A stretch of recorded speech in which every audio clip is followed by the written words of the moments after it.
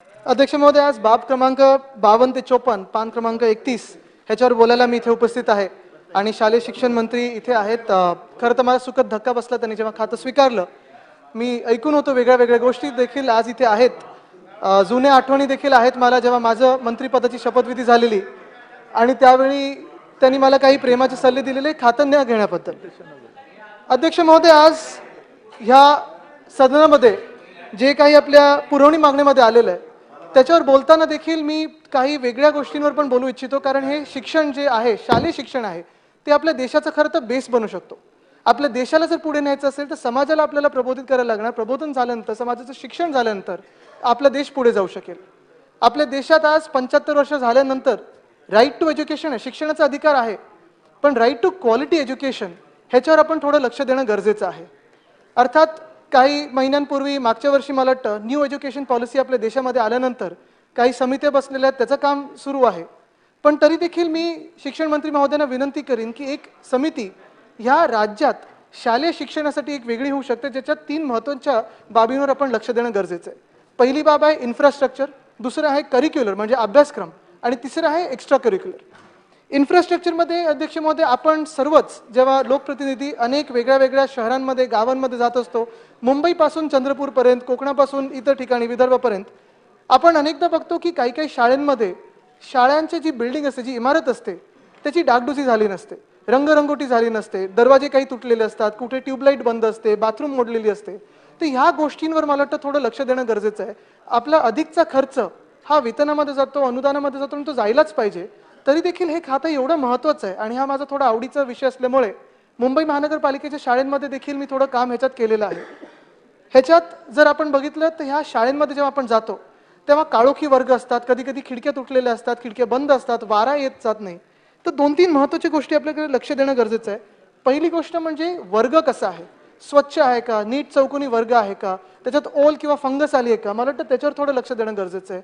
Tubelight आहे का, light, वारा, ह्या गोष्टी कारण आपण बघतोय की ह्या गोष्टींसाठीच आपण अनेकदा शाळेमध्ये जात नाही. तसंच टॉयलेट बाथरूम देखील आपण बघणं गरजेचं आहे, कारण खूप वेळा असं होतं की आम्ही जेव्हा शाळा उद्घाटन करायला जातो तेव्हा आम्ही थोडी इथे तिथे नजर मारतो आणि मग टॉयलेटमध्ये गेल्यानंतर बघतो टॉयलेटच्या खिडकीला जाळी तर असते, पण त्याचं भोक एवढं मोठं असतं की आतलं बाहेरचं सगळं दिसत असतं दादा. तर मला वाटतं ह्या काही गोष्टींवर, मग कधी कधी टॉयलेटच्याच भिंतीवर आपल्याला प्याऊ दिसतं. तर शिक्षण मंत्री महोदय, मला वाटतं ह्या काही गोष्टींवर आपल्याला नजर गेली पाहिजे, कारण प्याऊ आणि टॉयलेटचं बाथरूम, जिथून पिण्याचं पाणी आहे, आणि बाथरूम ह्या एका भिंतीवर नको.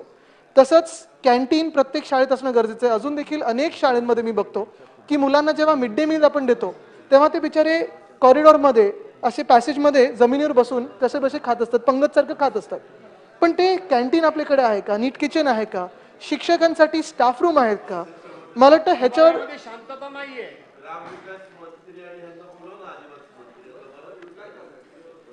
मला वाटतं ह्याच्यावर थोडं आपण लक्ष केंद्रित करणं गरजेचं आहे. दादा ते पण वरच्या हाऊसला आहेत. दादा आजचं दादा भास्करराव जरा थांबा, मी दादांशी बोलतोय, दादांना सांगतोय मी मुख्यमंत्री आणि मी डेप्युटी मुख्यमंत्री आणि डेप्युटी सीएमशी आज चर्चा करतो आणि त्यांना मी माझ्या भाषेत सांगतो काय ते विषय सांगतो. आता काय सांगू याच्या पुढे मी याच्या काय सांगू सांगा ना तुम्हाला. दादा जे आहे ते मी सांगतो. आणि दादा दादा तुम्हाला एक विनंती आहे, हे अधिवेशन फक्त सांभाळून घ्या, पुढच्या अधिवेशनात हा असा त्रास होणार नाही. अध्यक्षमध्ये बोलू का? बघा, तसंच जसं मी सांगितलं की कॅन्टीन असेल, स्टाफ रूम असेल, तसंच जसं मुंबई महानगरपालिकेमध्ये 650 क्लासरूममध्ये आम्ही साधारणपणे व्हर्च्युअल क्लासरूम आणलेला आहे, तसं व्हर्च्युअल क्लासरूम आपल्या राज्याच्या प्रत्येक शाळेत जर आलं तर चांगल्या दर्जाचं शिक्षण हे सगळीकडे समानतेने जाईल आणि एका स्टुडिओमधून अनेक वेगळ्या वेगळ्या जिल्ह्यांमध्ये चांगले शिक्षण आपण नेऊ शकू. लॅब्सची जी गोष्ट आहे, लॅबोरेटरी, मग त्याच्यात सायन्स लॅब आलं, कम्प्युटर लॅब आलं, तसंच ॲस्ट्रॉनॉमी लॅब्स, कारण आपल्या देशामध्ये जर आपण बघितलं तर इस्रो, DRDOला खूप महत्त्व आहे. पण रिसर्च आणि डेव्हलपमेंट, प्रश्न विचारायची सवय ही आपल्या लॅबोरेटरीमधून येऊ शकते आणि त्याच्यासाठी ते देखील महत्त्वाचं आहे. मी आज इथून आपल्या शालेय शिक्षण मंत्री महोदयांना अजून एक विनंती करेन की मातीची मैदानं ही फार कमी होत चालली आहेत. मग लंगडी असेल, क्रिकेट असेल, कबड्डी असेल, खो खो असेल, फुटबॉल असेल, हे मातीच्या मैदानावर अजून होत नाही. अनेक वेळा मी बघतो आर्टिफिशियल टर्फ यायला लागले आहेत, पण तरी देखील इन्फ्रास्ट्रक्चरमध्ये मातीची मैदानं खूप गरजेचं आहे. अध्यक्ष महोदय, जेव्हा मी दुसऱ्या भागाकडे येतो करिक्युलममध्ये, त्याच्यात आपल्या SEC बोर्ड तर आहेच, पण त्याच SEC बोर्ड सारखंच आपला CBSE आणि ICSE बोर्ड हे देखील आपल्या काही काही जिल्ह्यांमध्ये येणं गरजेचं आहे. जसं आम्ही मुंबईमध्ये प्रयत्न केला, ठाण्यात केला, संभाजीनगरमध्ये केला. अक्षरशः आपल्याला आश्चर्य वाटेल की ज्या शाळांमध्ये गलटी लागलेली, आपण वाचायचो प्रत्येक वर्षी की पेपरमध्ये वाचायचो की शाळांमध्ये 3, 4, 5,000 विद्यार्थी कमी होत आहेत. यंदाच्या काळात 1,00,000 विद्यार्थी आपल्या मुंबई महानगरपालिकेच्या शाळांमध्ये वाढलेले आहेत, अर्ज वाढलेले आहेत आणि CBSE आणि ICSEच्या शाळांमध्ये 4,000 सीट्ससाठी 10,000 ऍप्लिकेशन आले, लॉटरी लावायला लागली आणि आपले तसे ऍडमिशन द्यायला लागले.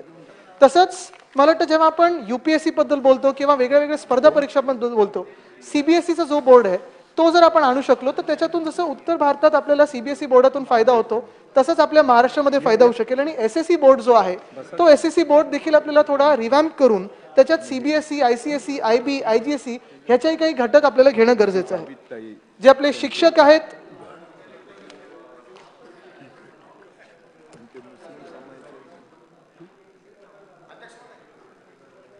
अध्यक्षमध्ये बोलू का, जे आपले शिक्षक आहेत त्या शिक्षकांसाठी आपल्याला सतत रिफॉर्म करणं गरजेचं आहे. आपल्याला त्यांचं रिफ्रेशर ट्रेनिंग गरजेचं आहे. आणि जे हेडमास्टर्स आहेत त्यांना काही फायनान्शियल आणि ॲडमिनिस्ट्रेटिव्ह पॉवर जर आपण देऊ शकलो तर त्यांच्यात पण थोडी एक ताकद येते, जिद्द येते काम करण्याची आणि खरोखर आपल्या शाळेचा जो पास पर्सेंट आहे तो वाढू शकतो. करिक्युलममध्ये जसं मी सांगितलं तसंच अजून एक महत्त्वाचा घटक याच्यात मिड डे मील आहे. आणि खूप वेळा मी बघतो सेकंडरी हायस्कूलमध्ये मुलींचा ड्रॉप आउट हा तिथे सॅनिटरी पॅड्स नसल्यामुळे होतो. तर ह्या ज्या काही गोष्टी, जसं पौष्टिक आहार, मी मगाशी कॅन्टीन बद्दल बोललो. अध्यक्ष महोदय, मी आपल्या माध्यमातून शिक्षण मंत्री महोदयांना विनंती करीन की आज आपण जास्तीत जास्त बघत असतो की सगळीकडे मिड डे मील्स हे फक्त आणि फक्त खिचडी दिली जाते. आपण विचार करा त्या लहान मुलांच्या दृष्टिकोनातून की रोज खिचडी खाऊन जेवढा तुम्हाला कंटाळा येईल, ती लहान मुलं काय खिचडी खातील आणि त्याच्यातून काय पौष्टिक आहार मिळेल. आणि म्हणूनच ज्या महिला बचत गट आहेत त्यांना सोबत घेऊन अक्षय पात्र, अन्नमित्र, इस्कॉन ह्या सगळ्या संस्थांनी एकत्र घेऊन मला वाटतं जर आपण जिल्ह्यांमध्ये, काही तालुक्यांमध्ये सेंट्रल किचन करू शकलो, काही वेगळे पौष्टिक पदार्थ शाळेमध्ये देऊ शकलो, सॅनिटरी पॅड व्हेंडिंग मशीन आणि इन्सिनेटर लावून शकलो. तसंच मुंबईमध्ये मी बघतो अनेकदा, आणि जे बाहेर आपण करू शकतो, मुंबईमध्ये आम्ही 2015च्या साली हात दाखवा बस थांबवा ही स्कीम आणली. अनेकदा आपण बघतो की गणवेशात जे विद्यार्थी असतात ते कुठेतरी रस्त्यात थांबलेले असतात, चालत जातात. गावाकडे तर अनेक वेळा मी बघतो 1-2 तास बससाठी थांबले असतात. बस चुकली तर शाळा चुकून जाते. तर ह्याच्यासाठी जर आपण ST सोबत असं काहीतरी करू शकलं जिथे हात दाखवा बस थांबवा आणि मोफत तुम्ही त्या ठिकाणून शाळेपर्यंत पोहोचू शकाल, अशी जर स्कीम आणली तर मला वाटतं शाळेमधलं आपलं अटेंडन्स वाढू शकेल. तिसरी गोष्ट अध्यक्ष महोदय, आपल्या राज्यामध्ये एक्स्ट्रा करिक्युलर ऍक्टिव्हिटीजला भर देणं जास्ती गरजेचं आहे. जेंडर इक्वालिटी जगभरात जो एक विषय चाललेला आहे की महिला आणि पुरुष हे समान असतात, त्यांना समान मान मिळाला पाहिजे, त्यांना साधारणपणे समान संधी मिळाली पाहिजे. तसंच वेगळ्या वेगळ्या आपण माध्यमातून स्पोर्ट्स असेल, शिक्षणाचे काही वेगळे वेगळे प्रकार असतील, त्याच्यातून gender equality, right touch, wrong touch ह्या गोष्टी आपण मुलांमध्ये, विद्यार्थ्यांमध्ये आणल्या पाहिजे. स्पोर्ट्सवर भर देताना जसं मी सांगितलं, क्रिकेट आहे, फुटबॉल आहे, खो खो आहे, कबड्डी आहे, विटी दांडू, ह्या सगळ्या खेळांसाठी मला वाटतं आपण जर थोडं प्रोत्साहन दिलं तर चांगलं होईल. पण अध्यक्ष महोदय, सगळ्यात महत्त्वाची बाब मी आज शालेय शिक्षण मंत्री महोदयांच्या लक्षात आणून देऊ इच्छितो की मुंबई महानगरपालिकेमध्ये आम्ही काहीच महिन्यापूर्वी सेफ स्कूल हे आम्ही सुरू केलं. सेफ स्कूलच्या वेळी जेव्हा आज मुख्यमंत्री महोदय इथे बसले त्यावेळी UD मिनिस्टर होते, आमचे साथी सोबतीदार होते. आम्ही सेफ स्कूल जेव्हा सुरू केलं तेव्हा सेफ स्कूल हे 2 प्रकारामध्ये सुरू केलं. एक म्हणजे एक्सटर्नल, दुसरं म्हणजे इंटर्नल. सेफ स्कूल एक्सटर्नलमध्ये आम्ही शाळेच्या 500 मीटरच्या पेरिफरीमध्ये फुटपाथ नीट आहे का, बस स्टॉप आहे का, रस्ता कसा आहे, स्पीड ब्रेकर आहे की नाही, वळण कुठचं आहे, डेंजरस काय होऊ शकतं का, मुलांचा ऍक्सिडेंट होऊ शकतो का, ह्याच्यावर लक्ष दिलं. कारण शाळेचे विद्यार्थी जे असतात त्यांची उंची साधारण एवढी ते एवढी असते. पहिली, दुसरी, तिसरीतली मुलं शाळेतून बाहेर लगेच पडू नयेत, रस्त्यावर येऊ नयेत, ह्याच्यासाठी थोडी काळजी घेणं हे गरजेचं. आणि हे आपण राज्यभरात, म्हणजे शहरात आणि गावात करणं गरजेचं. आणि शाळेच्या आत सेफ स्कूल्समध्ये डायबिटीज अवेअरनेस, टाईप 1 डायबिटीज जे शाळेमध्ये होतं, ज्युव्हेनाइल डायबिटीज होतं, त्याच्यासाठी आज कोणीही आपल्या देशात बोलत नाही. पण टाईप 1 डायबिटीज मॅनेजमेंट खूप गरजेचं असतो. ह्याच्यातून पुढचे जे विकार असतात ते आपण थांबू शकू. ही लाईफस्टाईल एक चेंज आहे, डिझीज आहे, त्याला एक लाईफस्टाईल मॅनेजमेंट लागतं. डिझीज नाही आहे पण हे एक वेगळं झालेलं आहे, त्याच्यात आपल्याला कंट्रोल करणं गरजेचं आहे. तर डायबिटीज मॅनेजमेंट असेल, डायबिटीज अवेअरनेस असेल, टाईप 1 किंवा टाईप 2 हे गरजेचं आहे. तसंच डेंटल चेकअप. अध्यक्ष महोदय, आज आपण बघतोय की अनेक ठिकाणी जिथे कुपोषित बालकं आहेत किंवा कुपोषित मुलं आहेत, आपण बघत असाल 8वी ची 9वी ची मुलं ह्यांच्यात स्टंटेड ग्रोथ असते. एकदम बारीक वाटतात, कधी कधी छोटे वाटतात, बुटके वाटतात, ते एवढ्यासाठीच की पौष्टिक आहार त्यांच्या कधी कधी पोटात जात नाही. तो पौष्टिक आहार का नाही जात? तर त्यांच्या पोटात जात असताना जे दात असतात चावायचे ते किडलेले असतात आणि किडलेले दात हे त्यांना चावू देऊ शकत नाही. मग किडलेल्या दातांनी चावू नाही शकत म्हणून आईस्क्रीम खाणं, कोल्ड्रिंक पिणं, पण चपाती भाजी भाकरी हे राहून जातं. तर डेंटल चेकअप देखील महत्त्वाचं आहे. मेंटल हेल्थ केअर ह्याच्यावर आपण लक्ष दिलं पाहिजे. आणि शेवटची गोष्ट म्हणजे चष्मा. चष्मा हा कधी कधी खूप लहान वयात लागतो आणि चष्मा लागल्यानंतर, आपल्याला चष्मा लागल्यानंतर, नंबर आल्यानंतर आपल्याला कळत नाही की मला बोर्डावरचं दिसत का नाही. तर ह्या सगळ्या गोष्टी मला वाटतं आपण थोडं लक्ष दिलं तर आपलं शिक्षण हे खूप पुढे जाऊ शकतं. कारण शिक्षणावर हा पूर्ण देश घडू शकतो. पुढची पिढी जी आपण बोलतो की आपल्या देशाला आपल्याला सुपर पॉवर बनवायचं आहे, आपल्या देशाचे जे स्वप्न आहे ते फक्त आणि फक्त शिक्षण हे पूर्ण करू शकतं. आज आपल्या माध्यमातून शालेय शिक्षण मंत्र्यांकडे मी हेच विश्वास व्यक्त करीन की जर पुढचं बजेट असलं तर त्याच्यात त्यांचं हे सगळं समाविष्ट होईल आणि शिक्षणासाठी महाराष्ट्रात एक नवी आपण संधी उभी करू शकू. धन्यवाद. जय हिंद, जय महाराष्ट्र, वंदे मातरम. सन्मान्य सदस्य रईस शेख.